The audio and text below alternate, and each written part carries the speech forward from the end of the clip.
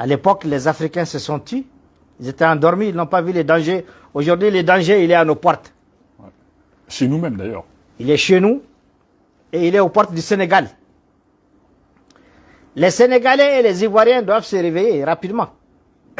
Aujourd'hui, c'est facile. Au Burkina, ça a été facile parce qu'ils sont en train de mourir. On n'a pas besoin de leur montrer les dangers. Ils sont dans leur... Les Niger, ils risquent de partir les 30. S'il n'est pas parti même avant ça. En tout cas, j'espère qu'il va se ressaisir, se corriger et prendre son peuple et son armée comme complice, se libérer de la France.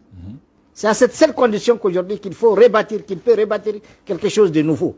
S'il se libère de la France, qu'il se détache de cette CEDEAO, qu'il restaure sa confiance avec le Mali, avec le Burkina et la Guinée, qu'il prend son armée comme complice, qu'il identifie de nouveaux partenaires, qu'il arrête les contrats de Areva tout de suite et qu'il cherche d'autres partenaires pour le Niger par rapport à l'air iranien et les recherches.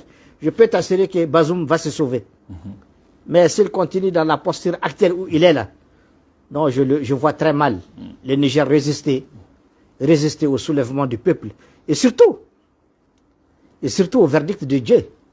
Moi, je dis ce qui arrive, dans ce qui arrive, il y a Dieu derrière tout ça.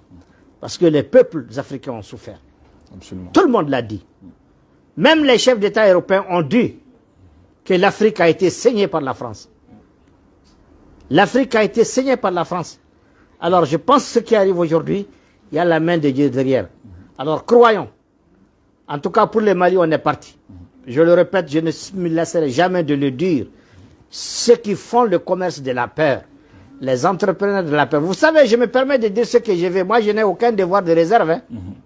Je n'ai aucun devoir de réserve.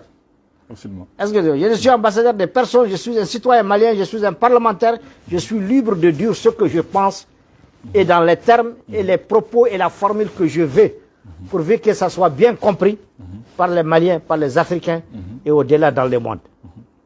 J'ai dit aujourd'hui, on n'a pas besoin aujourd'hui de beaucoup d'arguments pour démontrer que le principal ennemi de cette Afrique, c'est la France. Nous devons bouter la France de l'Afrique ou que la France elle-même se change et qu'elle nous apporte un nouveau langage. Parce que, je l'ai dit, nous ne sommes pas contre le peuple français.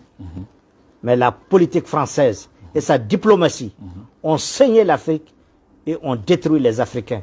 C'est là où on ne l'accepte plus. C'est pourquoi je dis qu'Abri Mort n'a pas peur de couteau. Je le répète, qu'Abri Mort n'a pas peur de couteau.